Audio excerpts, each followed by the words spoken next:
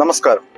കാറിന് സൈഡ് കൊടുക്കാത്തതിന്റെ പേരിൽ 24 വയസ്സുള്ള എറണാകുളം സ്വദേശിയായ യുവാവിനെ വൈരാഗ്യത്തിന്റെ പേരിൽ കാറിടിച്ച് കൊലപ്പെടുത്തിയെന്ന വാർത്ത വളരെ ഞെട്ടലോടുകൂടിയാണ് കേരള സമൂഹം കേട്ടത്. എറണാകുളം തുറവൂർ സ്വദേശിയായ ഐവിൻ എന്ന യുവാവിനെയാണ് ദാരുണമായി കൊലപ്പെടുത്തിയത്. കേസിലെ പ്രതികളാകട്ടെ എറണാകുളം നെടുമ്പാശ്ശേരി എയർപോർട്ടിലെ CISF വിഭാഗത്തിലെ SI, ഉത്തർപ്രദേശ് സ്വദേശിയായ വിനയകുമാർ ദാസ്, കൂടെയുണ്ടായിരുന്നത് കോൺസ്റ്റബിൾ ബീഹാർ സ്വദേശിയായ മോഹൻകുമാർ.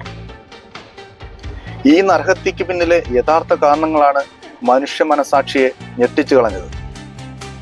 ഈ കഴിഞ്ഞ മെയ് 14-ാം തീയതി ഐവിൻ എന്ന ഈ ചെറുപ്പക്കാരൻ തന്റെ കുടുംബാംഗങ്ങളോട് യാത്ര പറഞ്ഞ് രാത്രി 9 മണിയോടുകൂടി തന്റെ ജോലി സ്ഥലമായ നെടുമ്പാശ്ശേരി എയർപോർട്ടിന് സമീപമുള്ള കാറ്ററിംഗ് സർവീസ് സെന്ററിലേക്ക് യാത്ര പുറപ്പെടുന്നു.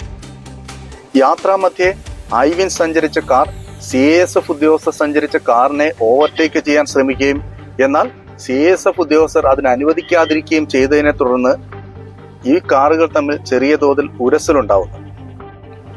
ഇതിനെ തുടർന്ന് ഇരു വാഹനത്തിലും ഉണ്ടായിരുന്നവർ പുറത്തിറങ്ങുകയും വാക്കുതർക്കത്തിൽ ഏർപ്പെടുകയും ചെയ്യുന്നു. തുടർന്ന് ഐവിൻ തന്റെ മൊബൈൽ ഫോണിൽ ഈ ദൃശ്യങ്ങൾ പകർത്തുന്നുണ്ടായിരുന്നു.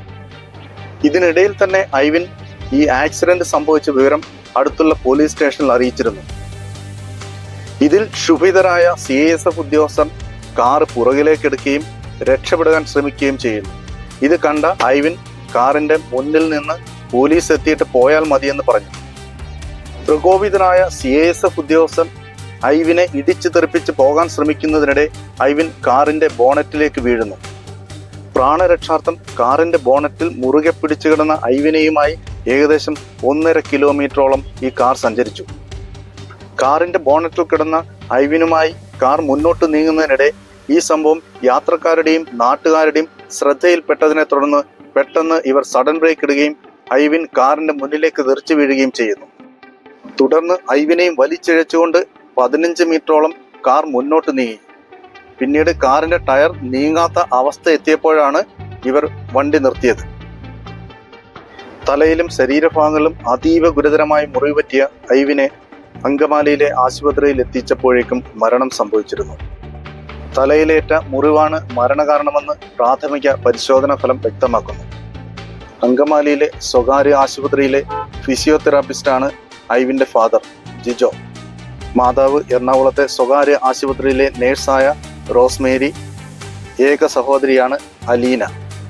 ഈ കേസിലെ പ്രതികളായ 2 CISF ഉദ്യോഗസ്ഥരെയും പോലീസ് അറസ്റ്റ് ചെയ്യുകയും അങ്കമാലി മജിസ്ട്രേറ്റ് ഇവരെ 14 ദിവസത്തേക്ക് റിമാൻഡ് ചെയ്യുകയും ചെയ്തിട്ടുണ്ട്. ഐവിന്റെ സംസ്കാര ചടങ്ങുകൾ വൻ ജനാവലിയുടെ സാന്നിധ്യത്തിൽ തുറവൂർ സെന്റ് അഗസ്റ്റിൻ പള്ളിയിൽ നടത്തി.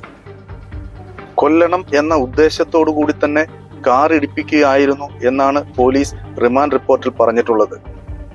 ഏകദേശം 1.5 കിലോമീറ്ററോളം കാർ ഓടിച്ചു പോയതായും പെട്ടെന്ന് ബ്രേക്ക് ചെയ്ത് റോഡിലേക്ക് തള്ളിയിട്ട ശേഷം കാർ കൊണ്ട് ഇടിപ്പിച്ചെന്നും അതിനടിയിൽപ്പെട്ട് കുറെ ദൂരം വലിച്ചുകൊണ്ട് പോയതായും റിപ്പോർട്ടിലുണ്ട്. ഒരുപക്ഷെ സാധാരണ ഒരു ആക്സിഡന്റ് കേസായി മാറാമായിരുന്ന ഒരു സംഭവമാണ് ഇത്. ഇത്തരം സംഭവങ്ങളിലൊക്കെ അങ്ങനെയാണ് സംഭവിക്കാറുള്ളത്. എന്നാൽ നാട്ടുകാരുടെയും ദൃക്സാക്ഷികളുടെയും സമയോചിതമായ ഇടപെടലിലൂടെയും CCTV ദൃശ്യങ്ങളിൽ നിന്ന് ലഭിച്ച തെളിവിന്റെ അടിസ്ഥാനത്തിലും ഇത് യഥാർത്ഥത്തിൽ നടന്ന കൊലപാതകമായി തന്നെ കേസ് രജിസ്റ്റർ ചെയ്യപ്പെടുന്നു.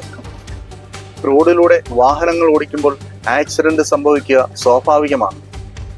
നിസ്സാരമായി പറഞ്ഞു തീർക്കാമായിരുന്ന ഒരു ചെറിയ ആക്സിഡന്റ് മാത്രമാണ് ഇവിടെ സംഭവിച്ചത്. മനുഷ്യന്റെ അഹങ്കാരവും പ്രതികാര ബുദ്ധിയും ഒരു നിരപരാധിയായ യുവാവിന്റെ മരണത്തിൽ കലാശിക്കുകയായിരുന്നു.